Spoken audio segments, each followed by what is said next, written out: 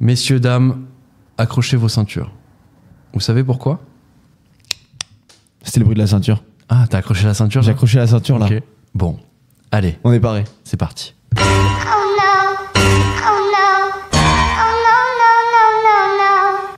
Bon, Zach, cette petite Salut, toi. semaine au ski nous a décontracté. On a décompressé en tout cas, ça c'est le mot qu'on puisse dire.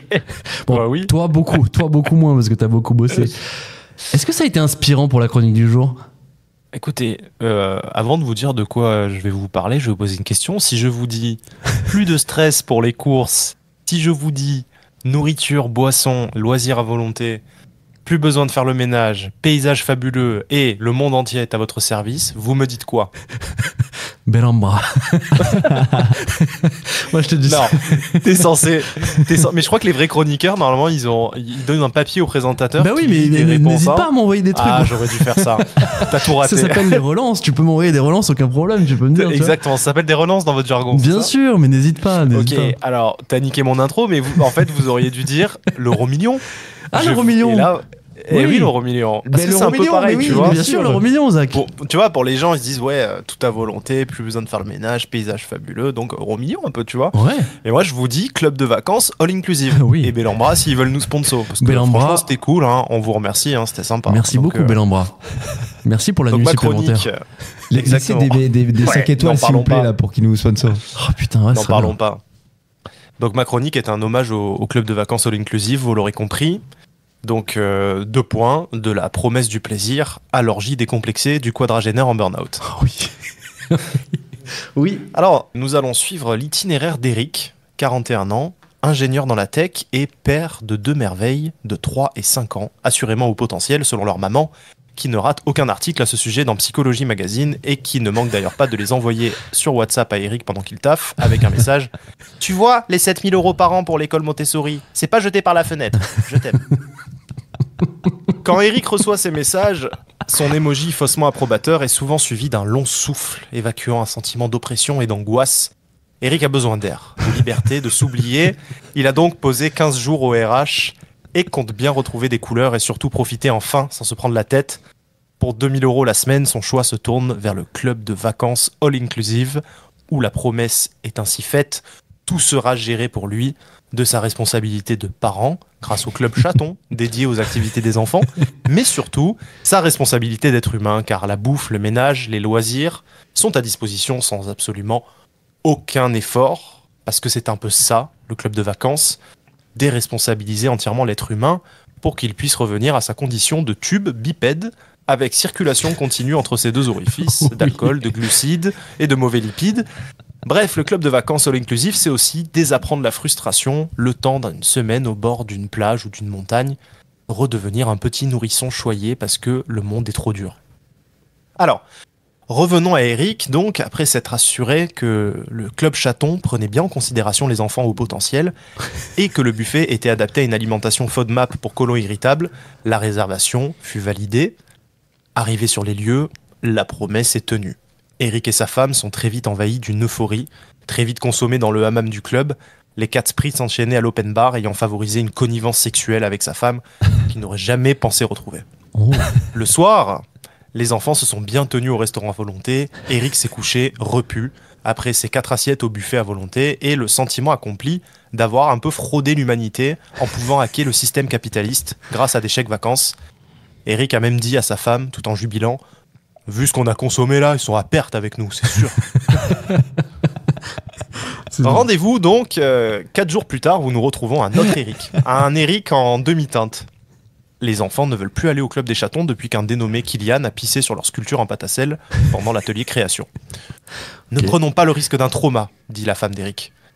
Et là, déjà, Eric doit réendosser une première responsabilité, la responsabilité parentale, qui va prendre toute sa dimension au buffet à volonté, car disons-le, les enfants ne se sont tenus que le premier soir. Eric est alors pris en étau entre les valeurs de l'éducation Montessori et la pulsion de leur foutre la tête dans leur plat de coquillettes jambon à peine entamé. La carafe de rosé à volonté n'aidant pas, il préfère quitter la table.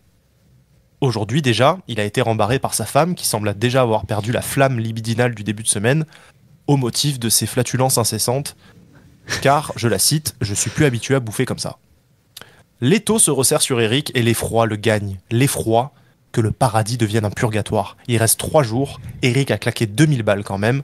Hors de question, il doit rentabiliser cette expérience et il va faire all inclusive. Il était déjà en quasi roue libre et il va pousser le bouton au max. C'est la phase finale de la fuite consumériste, rempart fragile d'une crise dépressive latente.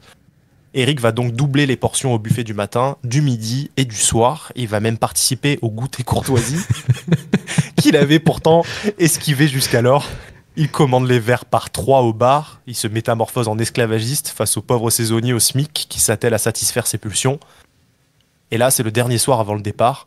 Sa femme et ses gosses sont dans la chambre et Eric est sorti seul au bar. Ivre, à la limite de la crise de foie, frustré sexuellement et en proie à un sommeil très très peu réparateur depuis le début du séjour. Eric va commettre l'irréparable en tentant une main au cul sur Lulu, l'animatrice saisonnière en plein waka waka de la disco party du vendredi.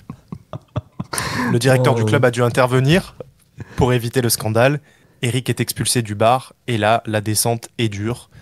Il se remémore soudain qu'il y avait des règles dans la vie et surtout qu'il est temps de partir du club de vacances. De retour dans son T3 sur plan en banlieue, Eric a une mine désastreuse, 2 tailles de jean en plus, 2000 balles en moins et surtout, son cerveau est en grosse vrac. Un long chemin commence, le chemin du réapprentissage des règles, des responsabilités et surtout de la dignité. Derrière la promesse du plaisir, le club de vacances avait été le miroir de ses plus bas instincts animaux, lui qui se considérait pourtant en haut du panier avec son bac+6 et son abonnement au Nouvel Obs. Le constat était le suivant. Au bout de l'abondance de plaisir, il y avait l'habituation, puis le vide, un vide que 1000 assiettes, cocktails et paysages ne sauraient combler. Car peut-être que contrairement au plaisir, le bonheur ne s'achète pas. Sur ce, bonne chance Eric, et surtout, bonnes vacances à tous. Bonnes vacances. Merci. Merci beaucoup. Mon Dieu, tu soulignes tellement un truc. C'est fou. On en parlait un peu avec Ando tout à l'heure, mais les gens, tu leur offres tout, ça redevient des animaux. C'est des animaux. Je te jure, les mecs s'en battent les couilles de tout. Et surtout, ils ont l'impression d'être les rois du monde, donc pas de merci, pas de bonjour. Ils ont déjà trop payé en fait. Ah, exactement. Ils ont le droit. C'est ce que dit Zach, tu vois. Ils ont le droit, exactement. C'est dans leur esprit, c'est ça. Et je trouve ça Ils assez ont acheté dingue. le droit même. Et je trouve ça fou. Mais ouais, ça t'a un peu marqué ça, Zach, ce côté-là. Je crois que ça s'est senti, non? Ah ouais, ça c'est. On l'a bien senti, ouais. Mais putain, et en plus, nous, on a un peu parlé du coup avec des employés de là-bas, mais ils nous disaient, mais les gens, c'est. Je me souviens d'une scène où le mec lui disait même pas bonjour, il disait juste 2 margaritas, tu vois, et il la regardait, il disait, enfin, juste bonjour, des règles de courtoisie. Et pareil avec Zach, on a vu une dame qui sortait d'un ascenseur. Je sais pas si elle a dû nous prendre pour des employés ou. Ouais. Elle fait l'accès au parking, c'est par où là? Et tu sais, genre, en mode et nous on fait pardon, quoi, bonjour. Tu sais, genre, les mecs rien, quoi. Les mecs sont à vif parce que même au tout début du séjour, il y a un saisonnier. Moi, je l'aborde et je lui dis excusez-moi. Et il me dit, il se retourne, il fait bonjour. Tu vois, genre, je sentais qu'il était à vif, donc j'ai rien dit. Je dis oui, pardon, bonjour, tu vois.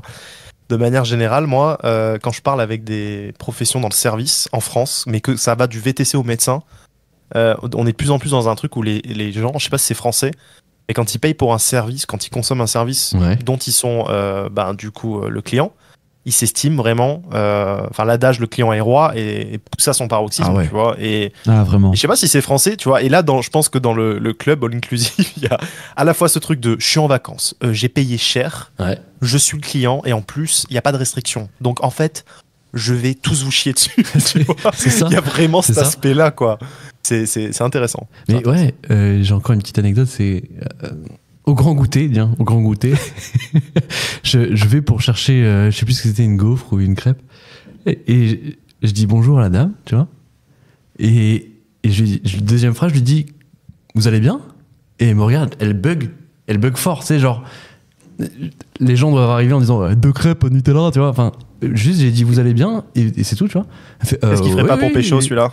Je confirme que non, moi je voulais juste ma crêpe. J'ai juste été poli, j'ai demandé comment elle allait. Elle avait l'air sous l'eau d'ailleurs, faire 2000 crêpes à la minute. Bref, en tout cas, non, c'était une belle expérience. Ouais. Si t'enlèves les gens, c'est pas mal. Moi j'étais avec mon meilleur pote et c'est tout ce qui compte. Eh ben moi aussi. Moi aussi. Bah ouais. C'était une super semaine.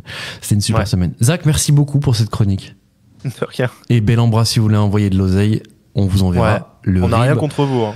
Ouais, non, mais même C'est contre les Eric. contre les Eric, bien sûr, bien sûr. Voilà. Eric, allez, hein, reviens dans le droit chemin.